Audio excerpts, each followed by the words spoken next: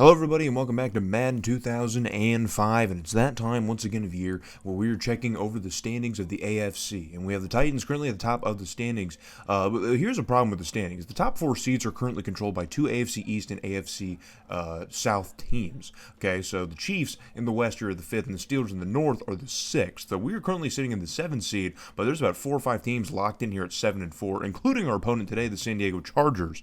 But we do have a bit of a logjam at the top of the AFC, so unless we kind of win out most of our games moving forward, our chances of making it to the playoffs, even for the Chargers as well, probably pretty slim. I would imagine there's probably not a great chance. So, but this is kind of like the first, or really kind of the last honest chance to get in here, because if we can beat the Chargers, that would absolutely give us a huge foothold in the AFC West. We'd really only have the Chiefs to worry about, and that would just be a matter of just winning more games than they do, which, I guess is possible. Not really. I mean, this roster on paper is still pretty bad, considering what the game thinks, but with what we've been able to do with our addition of Justin Gage and relying on Tim Couch, the offense has been just as potent as it was last year with Gannon and Tim Brown and Jerry Rice, so we've been able to at least match that production through the air, but we're still struggling to run the football a lot, and our defense still struggles a lot as well. But the Chargers are finally healed up here. Remember, early in the season when we played them, they didn't have Ken Dyson and they didn't have LaDainian Tomlinson, which did end up being kind of a difference maker for us, because the Chargers were unable to run nearly as effectively with their backup tandems of Kajana Carter and Michael Turner. So with a healthy Chargers here in Oakland, will we be able to continue our pace here of winning football, or will San Diego kind of torpedo our season right here and now? We have a 3-5 now, a 3-5. Tim Couch, quick release here to the left side of the field along the sidelines. Justin Gage already getting involved here, hauling this one just shy of the 40-yard line, or right about at the 40-yard line, I would say. So cut to a 1st and 10 now. Tim Couch going to pitch this one off to Justin Fargas. Fargas getting to the outside edge. He's got some space and some room, and he's going to get a first down at least and get right at about the 30-yard line. So we're continuing to move. So on 2nd and 10 now, we're going to fast forward here to the 30-yard line. Fake the handoff to Fargas. Couch. Deep shot in the middle of the field. Now it's going to get caught by Zach Crockett, the fullback, I believe. It's the fullback coming down with it, man. So run the fullback out on a route. Why not, man? See what happens. See what happens. If he can catch it in that kind of traffic, look at that, man. 3 Chargers around him, still coming down with it. So cut to a goal-to-go situation, but it's 3rd and goal as the Chargers defense is trying to keep us out of the end zone. Couch drops back here. Quick release to the back of the end zone. And there's nothing but Charger hands and gloves that come in contact with that football. So bring out Janikowski for the chip shot to nail off this opening drive, or our first drive, and he does just that. So 3-0 is going to be the score here over San Diego, as we're going to take over once again late in the first quarter. The Chargers offense struggling to get moving here, but with 13 yards to get to the line to gain, Tim Couch is going to get that and more as he fires this one off here, and it's Justin Gage once again with a huge pickup to get us further into San Diego territory. So 1st and 10 now, just inside the 25. Tim Couch drops back again. Pressure is on, and he pump fakes, kind of throws off the sack here and gets rid of it, and it's going to get caught and into the end zone for a touchdown. Once again, it's Zach Crockett, the fullback, who's able to make a very athletic play, man, to stay on his feet and drag some defenders with him. Tim Couch with a nice play too, man. That pump fake probably just saved him from getting sacked. I don't know how he wasn't sacked. He does get sacked a few times in this game, but I don't know how he didn't get sacked. Maybe it was that pump fake, but Zach Crockett, man, making some plays here. Give it up to the fullback. So 10-0 is the score for San Diego, but they will not stay down for long as Rivers finds LaDainian Tomlinson up the middle. LT went out for a route and ends up getting a nice reception here to get a first down for the Chargers. But that is how the first quarter is going to end, with the Chargers finally moving on offense after kind of a stagnant first quarter. They're finally going to get some production here. So cut to a 2nd and 3 for the Chargers. Rivers is going to drop back and throw for it, and he's going to fire this one off, and it is going to be caught, and it looks like he might have hit Eric Parker, who I think came down with it. So cut to a 1st and goal here for the Chargers. Rivers dropping back to pass once again, and that one is floated to the end zone, and it was the tight end Campbell who comes down with it. And no, that's not Dan Campbell. That's not as cool as that would be. It's not Dan Campbell. It's not. So I think it's Mark Campbell. So the Chargers finally answer back, but we are now moving on offense once again ourselves. And Couch finds Jerry Porter across the middle for a nice huge pickup to keep our drive alive and moving. But now cut to a 3rd and 8 as San Diego's defense is showing some resiliency here. But Couch is going to try and throw for it again, and it's going to be completed to Justin Gage inside the 15. And now the Raiders are going to move once again here. The Chargers right now really are looking for an answer on defense, and they do not seem to have one so far as it stands. As we've been able to move pretty efficiently in the first quarter and a half of this ball game here. So 1st and 10 now for the Raiders. Couch can try and throw for it again. Quick release to Zach Crockett again. Are you kidding me, man? Zach Crockett is this the guy right now? Maybe San Diego's DBs are just too much for Justin Gage and Jerry Porter to hit consistently, and Zach Crockett has just been the only guy open out of the backfield. So we'll take it. So a 10-point lead over San Diego, but the Chargers cannot be held down for long as LT picks up a first down in a short yardage situation. Doesn't get a whole lot more, but he gets enough for a first down. So cut to a 3rd and 4 for San Diego in the I formation. They're going to pitch it out to LT, or actually no, they're going to pitch it out to Michael Turner to try and pick up the 3rd down.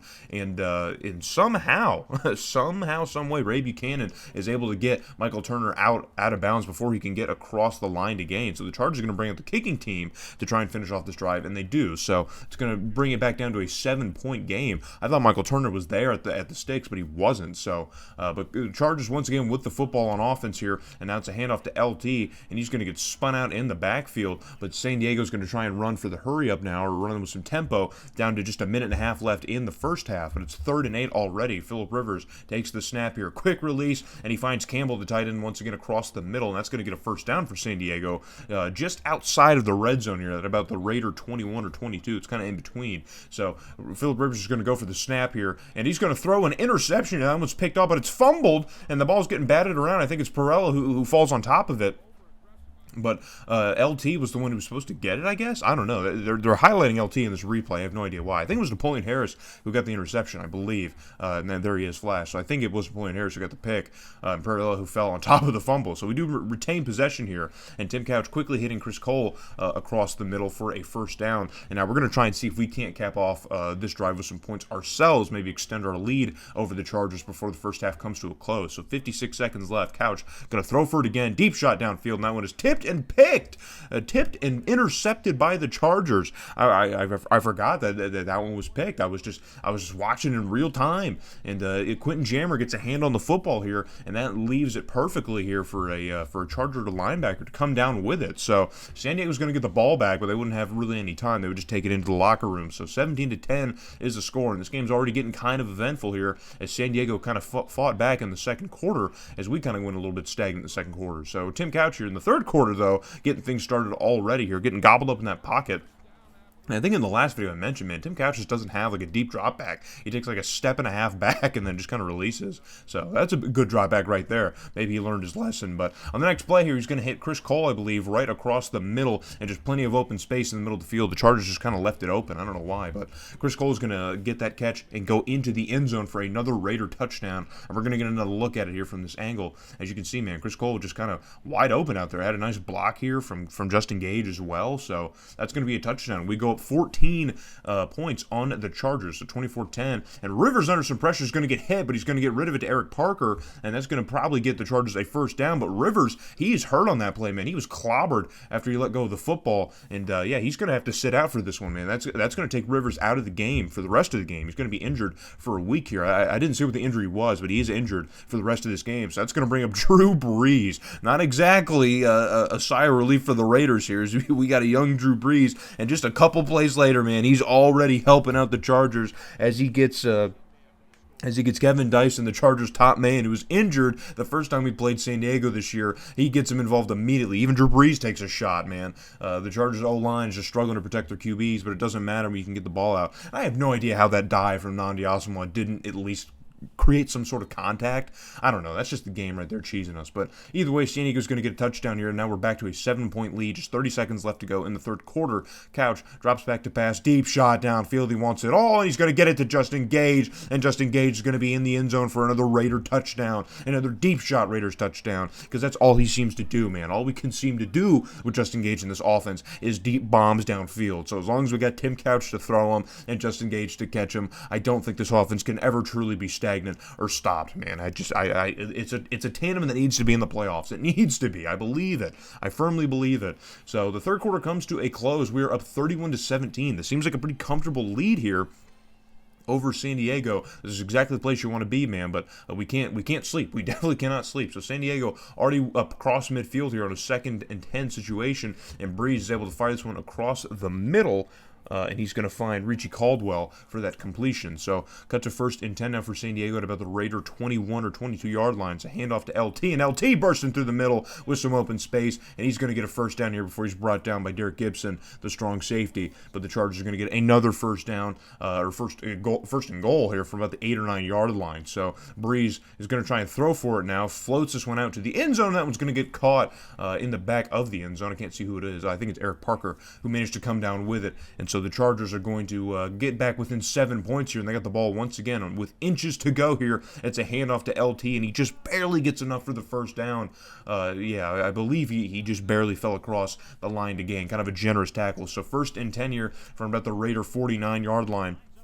And it's a handoff to LT again. LT breaking a tackle, and just a burst of speed gets him out into open field. And there's no one who even has remotely enough speed to catch up to LT, as Ray Buchanan maybe tried, but maybe about another 5 or 10 yards, and he might have maybe gotten a shoestring tackle attempt, maybe. But LT just completely explodes into the secondary, and there's no one who can catch up to him. And the Chargers, now this is exactly why we were in good standing when we first played San Diego earlier in the year, because they didn't have LT, and LT's already just kind of helping him out. So on 3rd and 14 here, we finally do kind of a silence LT there. I think it was Nandi Asamoah who got off the edge there and got to LT. So we're going to call timeout here with 1:53 left to go, but we're going to try and move here. So on 3rd and 8, just 1.5 left to go. Tim Couch deep shot downfield, and that one is sailed over everybody else's head. There's a couple of Chargers and a couple of Raiders in the area, but no one could get a hand on it. So another 4th down. We're going to have to hand this one back to San Diego now with a chance maybe to win it. 1:21 left to go. The Chargers in their own end. Breeze drops back to pass,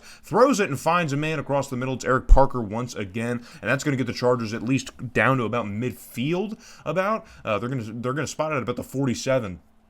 And the Chargers are going to run with tempo here. Just 1:10 left to go. Drew Brees, another quick release here to Campbell, the tight end, and that one is knocked loose. I couldn't see who hit him. I think it's Derek Gibson who maybe knocked that one loose. So 2nd and 10 now for the Chargers here from their own 47. Drew Brees is going to drop back to pass. He's going to fire another one, and that one is caught. And he had to come back across the line to get it, but they're going to say that he had the first down. So the Chargers are going to call a timeout here with just 1 minute left to go, but they are now in Oakland territory. So they really just need to get maybe another 10 or 15 for a really safe field goal, and that's going to really help them out there as LT gets the catch here, and he's brought down at about the 30-yard line, the Raider 30. And so now the Chargers could probably just set up for victory formation if they wanted to, but another 10 yards or so would really kind of sweeten the deal, and they're going to hand off to LT for some field position, and they get a generous tackle animation. That's probably going to set them up there, man. I think that's going to set up the game winner. It's just going to be a chip shot now. There's not much we can do. So on a 3rd and inches, just 51 seconds left to go, we call a timeout, our last one, but LT, man, he just cannot be stopped, and he's going to bust up the middle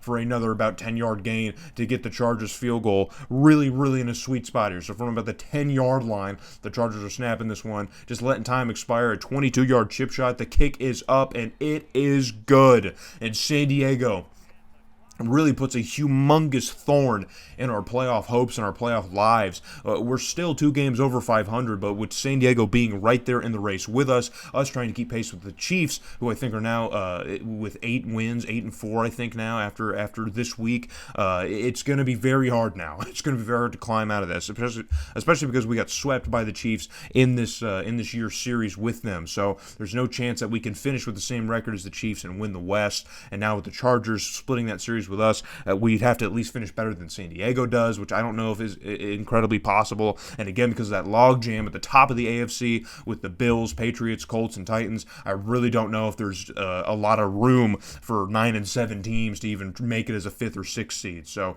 that might just about do it here, but there is still a race to see, and we are still going to look forward to the next couple of games here. But Tim Couch has himself another amazing game. It's a shame when he puts up numbers like this and we still find a way to lose. Even his interception, I mean, it was his fault, but it was just kind of a flukier one, not so much just an obvious "what are you doing" like Rich Gannon had last season. Give some credit to Zach Crockett for his receiving day. 2 touchdowns and 84 yards. I'll give him all of his flowers. And Justin Gage, of course, doing what he does best. Will Witherspoon, man, continues to produce as well. We haven't talked a whole lot about it, man, but our linebacking core has been really strong here. I think it's the rest of our defense that's really not helping us out, but either way. So we're going to come out to the Hub World. The Broncos sweep us in this division series as they blow us out for the second time. But we do manage to pick up a win against the Eagles. So we really probably needed the conference win more than the out-of-conference win, but all we have is out-of-conference games moving forward, guys. So we have big games against the Redskins and the Cowboys, both fighting it out in the NFC East. So hope to see you guys back in Landover, Maryland when we play the Redskins.